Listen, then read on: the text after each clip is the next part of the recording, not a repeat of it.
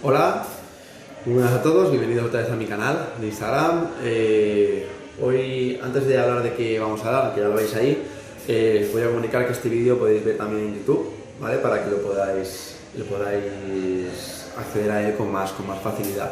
A nuestro canal de YouTube de Qualys Training Lab. Ahí están todos los vídeos colgados, ¿vale? Si tenéis cualquier duda al respecto, como ya os digo siempre, me lo comentáis, me enviáis un mensaje, como prefiráis. Bueno, hoy una compañera me preguntó el otro día qué tratamiento haría para un primer radio hipermóvil. Entonces, antes de empezar a decir qué vamos a hacer, vamos a empezar definiendo lo que es un primer radio hipermóvil o la hipermovilidad del primer radio. ¿Vale? Como veis, lo he puesto entre interrogantes porque, bueno, hay algunos autores que prefieren hablar de otra cosa, que es el stiffness, ¿no? La rigidez. Hay autores como Kevin Kirby, que muchos conocéis, él prefiere hablar de un stiffness reducido, o es decir, una rigidez menor ante una fuerza para dorsiflexionar el primer radio. Os explico. El primer radio, ¿vale? Que esto lo veis aquí, o buscáis en internet, en Google, el primer radio, veréis que es básicamente pues, la articulación entre la cuña medial y el primer metatarsiano. Entonces, ¿qué pasa? Ese primer radio, hay veces que se mueve demasiado, por eso la definición de hipermóvil, hacia dorsal, hacia arriba. Entonces, todo esto puede crear unas consecuencias que luego veremos. Entonces, partiendo de la base del stiffness, creo que ya podemos intuir más o menos qué es lo que puede causar este primer radio hipermóvil. Yo me gusta dividirlo siempre en dos bloques, ¿vale? Que son bloques estructurales y bloques funcionales. Aunque bueno, muchas veces se mezclan y qué viene antes, el huevo o la gallina, no se puede saber. Pero bueno, así para tener una definición más clara, entonces tenemos claro que el primer radio hipermóvil es que se mueve mucho hacia dorsal. Entonces, eso puede ser debido a las carillas articulares o a los ángulos óseos. Es decir, que pues, por genética esas carillas articulares están situadas más hacia dorsal, entonces va a dar un poquito más de juego. Luego también a la laxitud, obviamente, quiero decir, los ligamentos son los que sujetan la estabilidad de las articulaciones, entonces una laxitud aumentada de los ligamentos plantares de abajo que deberían sujetar, si tiene una laxitud, pues será más fácil ese ascenso del primer metatarsiano. Luego también en estructurales la pronación, porque la pronación también tiene sus carillas articulares debido a su astagalina. Y bueno, pues una pronación, sobre todo aumentado en la etapa de desarrollo físico, desde pequeños, puede dar mayor facilidad en un futuro de tener ese stiffness reducido. Luego tenemos unos patrones funcionales, que sobre todo, pues como ya he hablado, la pronación también está aquí dentro, la pronación como función, una hiperpronación también puede conllevar con más facilidad a un primer radio hipermóvil. Luego también entra la limitación de la dorsiflexión del tobillo. Como sabéis, si hay una limitación de la dorsiflexión, que ese tobillo no tira hacia adelante, hacia anterior, por temas de rigidez, por lo que sea, por un stiffness aumentado también, habrán compensaciones, y esa compensación puede ser un primer radio o un antepié más móvil. Luego, por otro lado, también el valgo de rodilla unido también a un drop glúteo, a una caída de glúteo, puede aumentar la pronación, con lo cual esa pronación, como he explicado antes, también puede aumentar esa facilidad para tener un primer radio hipermóvil. Claro, esto, aunque parezca que es una articulación muy pequeña del pie, puede conllevar a muchas consecuencias, entre ellas unas patológicas y otras más funcionales.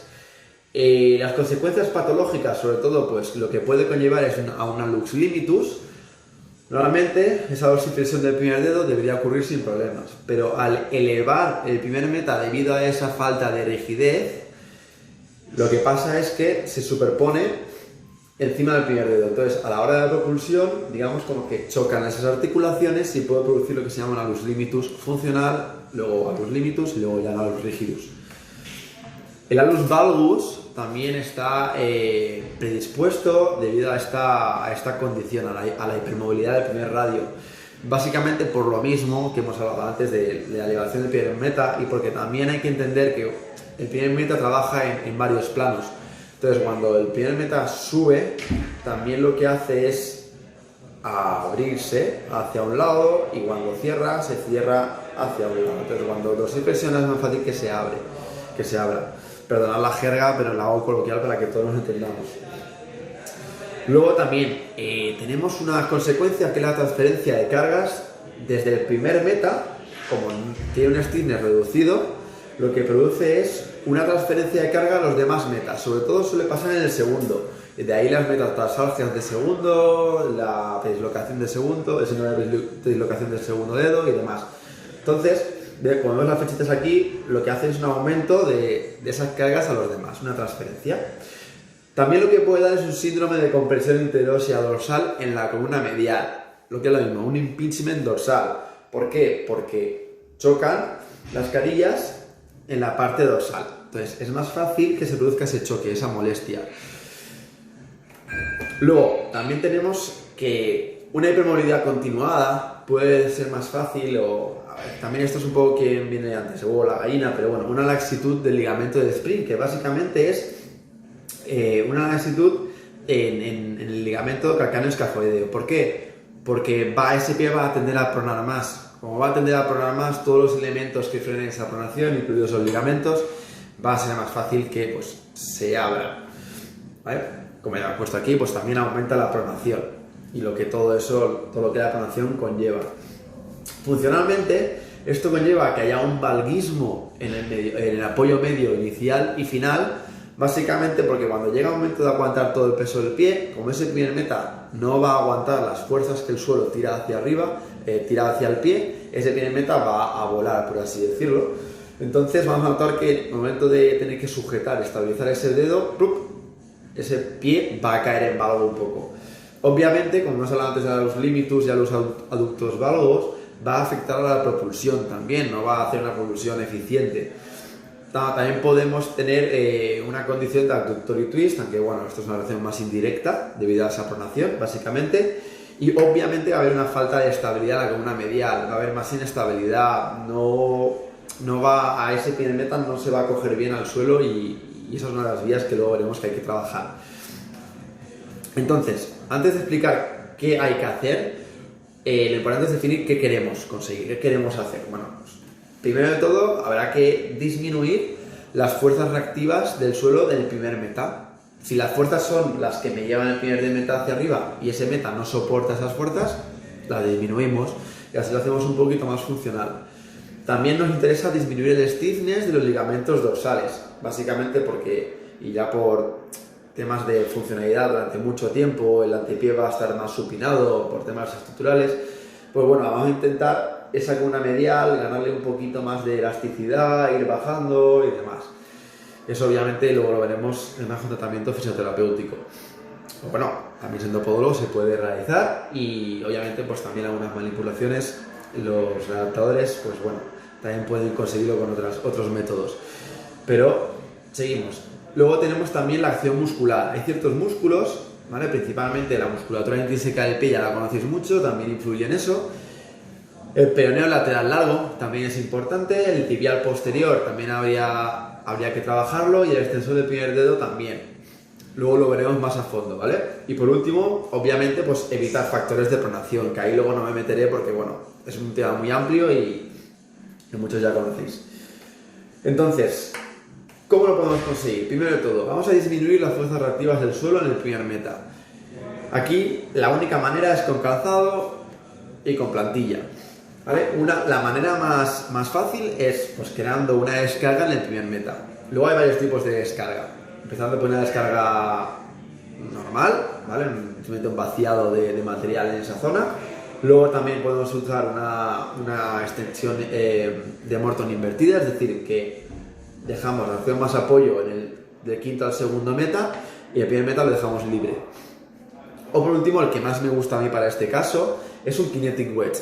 Un kinetic wedge que vamos a tener básicamente un agujero más o menos en esta zona. Entonces el dedo me quedaría en ligera dorsiflexión y el meta bajaría. Entonces ahí habíamos conseguido una disminución de las fuerzas reactivas del suelo y que sea más difícil a ese meta irse hacia dorsal. porque hay una falange que le va a impedir. La falange lo que va a producir es que empuje, entre comillas, el meta hacia abajo, sobre todo por el tema del windlass, el mecanismo de windlass. Ese Kinetic Wedge también tiene que ir siempre con una cuña medial también. Según los libros debería tenerla, pero bueno, también se puede hacer sin. Obviamente la cuña medial básicamente es para evitar las fuerzas reactivas del suelo en la columna medial, con lo cual va a venir muy bien también para frenar la pronación que seguramente tendrá. Como he dicho antes, también disminuir la stiffness de los ligamentos dorsales. Aquí los que más mano tienen, en este caso son los fisioterapeutas, son los que más pueden, creo yo, enfocarse a este objetivo. ¿Vale? Y básicamente pues es jugar con la parte dorsal del pie y bajando la columna medial, más que nada.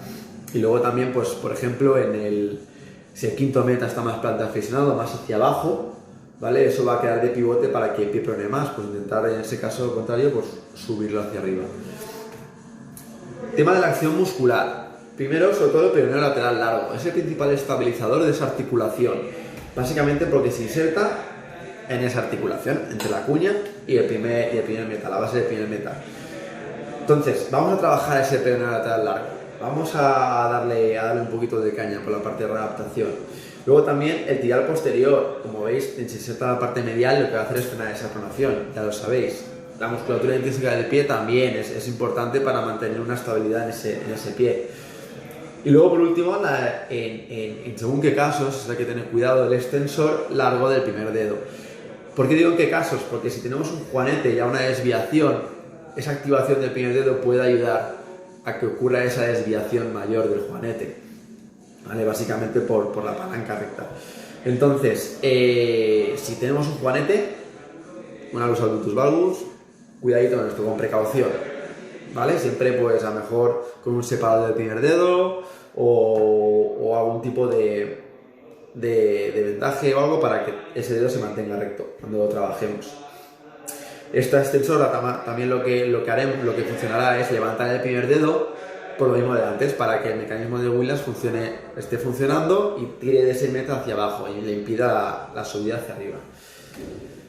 Vale, pues bueno, si tenéis más dudas, como he comentado antes, me las comunicáis, ¿vale? Yo estoy aquí para lo que queráis. Si tenéis más dudas y queréis que hable de otro tema, hablaríamos de otro tema. Y si queréis meteros más en tratamiento de fisioterapia para este caso o tema de readaptación, mis compañeros estarán encantados de ayudaros. Vale, pues nada, muchísimas gracias por escucharme.